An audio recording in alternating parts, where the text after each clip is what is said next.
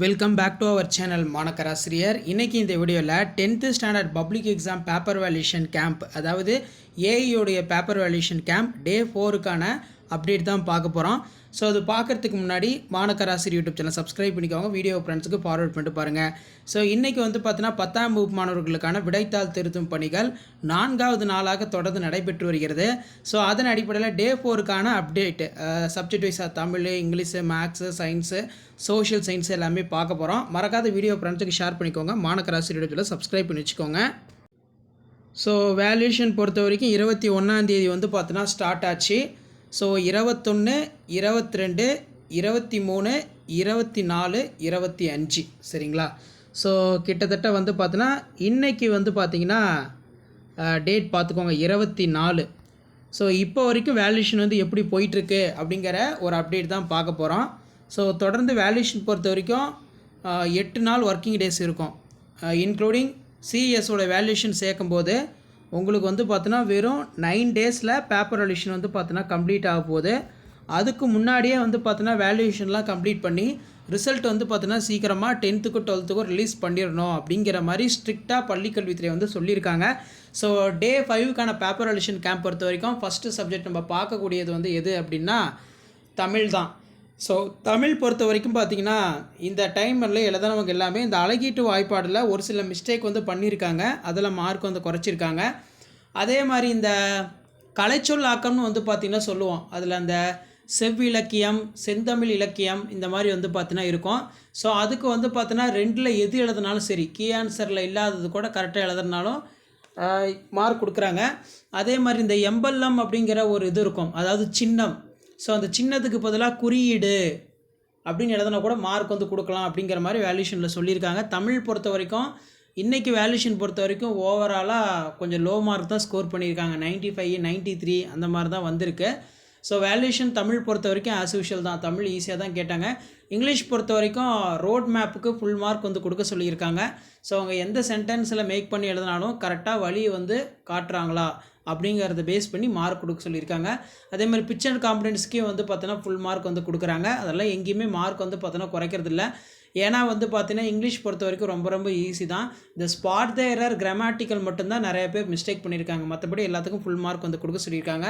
Maths பொறுத்த வரைக்கும் 5 mark கொஸ்டினில் சம் எல்லாமே ஃபுல்லாக தப்பாக எழுதியிருக்காங்க அப்படின்னா ஸ்டெப் மார்க்கு கண்டிப்பாக கொடுக்குறாங்க. ஆன்சர் தப்பாக இருந்தாலுமே ஸ்டெப் மார்க் பார்த்தீங்கன்னா இப்போ 5 மார்க்னால் ஸ்டெப் மார்க்கு ஒரு 2 மார்க்காவது கொடுங்க அப்படிங்கிற மாதிரி மேக்ஸ் பேப்பர் வேல்யூஷன் கேம்பில் பார்த்தீங்கன்னா வேல்யூ பண்ணக்கூடிய சிஎஸ்ஓ தரப்புலேருந்து ஏஐக்கு பார்த்தீங்கன்னா பரிந்துரை கொடுக்குறாங்க. ஏன்னா மேக்ஸ் பொறுத்த வரைக்கும் ஈஸியாக தான் கேட்டாங்க, இருந்தாலும் ரொம்ப ஆவரேஜ் ஸ்டூடெண்ட்டாக பார்த்தீங்கன்னா இருப்பாங்க. அதேமாதிரி ரொம்ப ஸ்லோ லேர்னர்ஸாக இருப்பாங்க. அவங்க பாஸ் பண்ணுறதே பெரிய விஷயம்.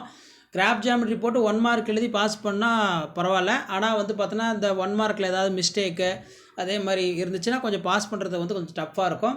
அதனால் அவன் சம் போட ட்ரை பண்ணியிருந்தாலே மார்க் கொடுக்க சொல்கிறாங்க. ஸோ மேக்ஸ் வேல்யூஷன் பொறுத்த வரைக்கும் நமக்கு தெரியும், தியரினா படித்து நம்ம எழுதிடலாம். மேக்ஸ் பொறுத்த வரைக்கும் புரிஞ்சிக்கணும், அதே மாதிரி கரெக்டாக சம்மு போடணும். ஸோ அப்படி போடாத பட்சத்தில் கிரேஸ் மார்க்கும் எதுவும் இல்லைங்கிறதுனால ஸோ கொஞ்சம் பார்த்தே வேல்யூஷன் பண்ணுங்கள், கொஞ்சம் லிபரலாகவே பண்ணுங்கள், ஸ்ட்ரிக் பண்ண வேணாம் அப்படிங்கிற மாதிரி சொல்லியிருக்காங்க.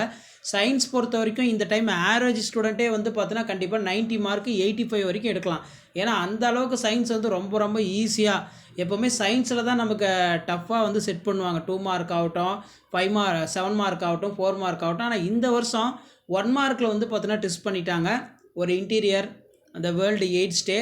அதே மாதிரி 2 மார்க்கு ரொம்ப குறைச்சிட்டாங்க. பயாலஜிலேருந்தே கொஸ்டின் அதிகம் வரல, ஃபிசிக்ஸ் கெமிஸ்ட்ரி தான். 4 மார்க்லேயும் ஃபிசிக்ஸ் கெமிஸ்ட்ரி தான். மெஜாரிட்டியாக ஃபிசிக்ஸ் கெமிஸ்ட்ரிக்கு முக்கியத்துவம் எடுத்துருக்காங்க.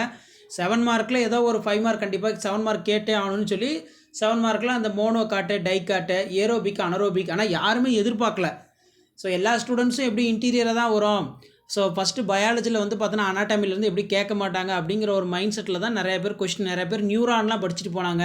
நியூரானு, அதே மாதிரி ஃபங்க்ஷன் ஆஃப் பிரெயின் இதெல்லாம் படிச்சுட்டு போனால் தான் வரும் அப்படிங்கிற மாதிரி லாஸ்ட் மினிட்ல இருந்தது. ஆனால் சடனாக பார்த்தீங்கன்னா 12th லெசன்லேருந்தே பயாலஜியில் மோனோகாட், டைகாட் கேட்டாங்க. இதில் ஆவரேஜ் ஸ்டூடெண்ட்ஸ் எழுதியிருப்பாங்களாங்கிறது கொஞ்சம் டவுட்டு தான். ஸ்லோ லேர்னர்ஸ் கைடில் பார்த்தீங்கன்னா நிறைய பேர் படித்தோம், அதுக்கு எங்களுக்கு மார்க் கொடுப்பாங்களா அப்படிங்கிற மாதிரி கேட்டாங்கன்னா கண்டிப்பாக கொடுப்பாங்க. இப்போ இதிலே பார்த்தீங்கன்னா நீங்கள் சேவியர் கைடு யூஸ் பண்ணுறீங்க, எந்த கைடு வேணாலும் யூஸ் பண்ணுங்கள். நம்ம தமிழ்நாடு கவர்மெண்ட்டு டிஸ்ட்ரிக்ட் வைஸாக பார்த்தீங்கன்னா மினிமம் மெட்டீரியல், ஸ்லோ லேர்னருக்கான மெட்டீரியல் இந்த மாதிரிலாம் கொடுத்துருப்பாங்க. அதில் இருக்கிறத படித்து எழுதுனா கூட மார்க் வந்து கொடுக்க சொல்கிறாங்க. மார்க் குறைக்க வேணாம் அப்படின்னு சொல்லலை. சரிங்களா? நீங்கள் புக்கில் இருக்கிற மாதிரி படித்தாலும் சரி, நோட்ஸில் இருக்கிற மாதிரி படித்தா எழுதினாலும் சரி, மோனோ காட் ஆகட்டும், டை காட் ஆகட்டும், அதே மாதிரி ஏரோபிக் அனரோபிக் இதெல்லாம் மினிமம் மெட்டீரியலில் படித்து எழுதியிருந்தாலே அவங்களுக்கு தேவை 3 பாயிண்ட்டு. Aerobic அனரோபிக்னா 3 point. அதில் கண்டிப்பாக ரியாக்ஷன் இருக்க வேண்டிய அவசியம் கிடையாது. அதே மாதிரி வந்து பார்த்தீங்கன்னா மோனோகாட் டைகாட் 4 பாயிண்ட் இருந்தால் போதும். அந்த பாயிண்ட் 4 பாயிண்ட் அவங்க எப்படி வேணாலும் கம்ப்ரஸ் பண்ணி எழுதிக்கிட்டோம். அவங்க புரிஞ்சு எழுதியிருக்காங்களா 7 மார்க் கொடுத்துருங்க. ஸோ ஒரு சில பேர் வந்து பார்த்தீங்கன்னா குரோமோசோம் டயக்ராம் போட்டு கரெக்டாக எழுதியிருக்காங்க. ஸோ 2 பாயிண்ட் இல்லைனாலும் அதுக்கு மார்க் கொடுக்க சொல்லியிருக்காங்க. அதே மாதிரி அந்த ஜீன் செல் தெராப்பி, சொமேட்டிக் ஜீன் தெராப்பி அதுக்கும் வந்து ஃபுல் மார்க் கொடுக்குறாங்க. இந்த டைம் பயாலஜி 7 மார்க் வந்து ரொம்ப ரொம்ப ஈஸி தான். கெமிஸ்ட்ரி ஃபிசிக்ஸும் வந்து பார்த்தோன்னா ஈஸி தான். ஆனால் ஸ்லோ லேர்னர்ஸ் எப்போவுமே பயாலஜி வந்து பார்த்தீங்கன்னா படிக்க மாட்டாங்க. ஆனால் பயாலஜி பொறுத்த வரைக்கும் இந்த டைம் ரொம்ப ரொம்ப ஈஸி தான். சோஷியல் சயின்ஸ் பொறுத்த வரைக்கும் சொல்லவே தேவையில்லை.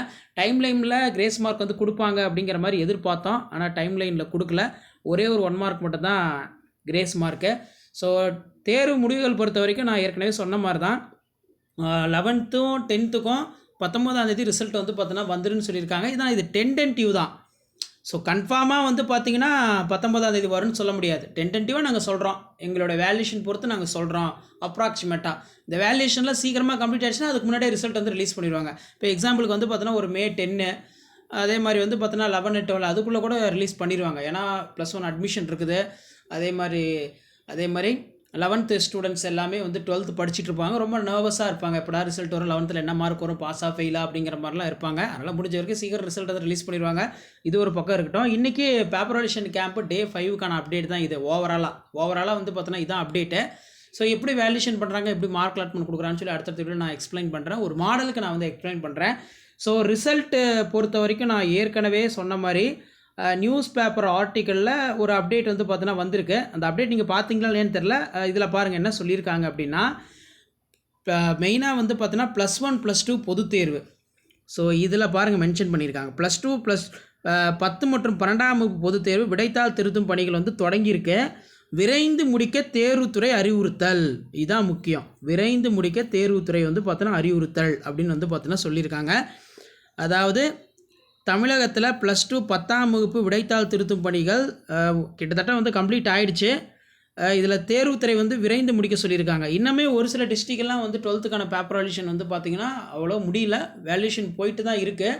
ஸோ வேல்யூஷன் முடிஞ்சாலும் மார்க் எல்லாமே அப்டேட் பண்ணிகிட்டு இருக்காங்க. அதனால் வந்து எல்லா டிஸ்ட்ரிக்ட்லேயுமே கரெக்டாக வந்து பார்த்தீங்கன்னா சீக்கிரம் பேப்பர் வேல்யூஷன் முடிச்சுட்டு சிஸ்டமில் வந்து மார்க் வந்து அப்டேட் பண்ண ஸ்டார்ட் பண்ணுங்கள் அப்படிங்கிற மாதிரி தேர்வுத்துறை சொல்லியிருக்காங்க. அதே மாதிரி முகாமுக்கு வெளி நபர்களை கண்டிப்பாக அனுமதிக்கக்கூடாது. விதிகளை மீறி தவறுகள் நடைபெற்றால் முகாம் அலுவலரை பொறுப்பேற்க முடியும். ஸோ அப்போ பள்ளிக்கல்வித்துறையும் ஒரு பக்கம் வந்து ப்ரெஷர் கொடுக்குறாங்க. தேர்வுத்துறையும் வந்து பார்த்தோன்னா சீக்கிரம் வந்து வேல்யூஷன் பண்ணணும், ரிசல்ட்லாம் அப்டேட் பண்ணணும் அப்படின்னு சொல்லியிருக்காங்க. ஸோ இதான் 10th standard public exam paper valuation camp Day 5க்கான அப்டேட் யூஸ்ஃபுல்லாக இருந்தால் ஃப்ரெண்டுக்கு ஷேர் பண்ணுங்கள். மாணவ அரசு சப்ஸ்கிரைப் பண்ணுங்கள். கீழே ஒரு பெல் ஐக்கானை ப்ரெஸ் பண்ணி ஆல் செட் பண்ணி வச்சுக்கோங்க. நன்றி.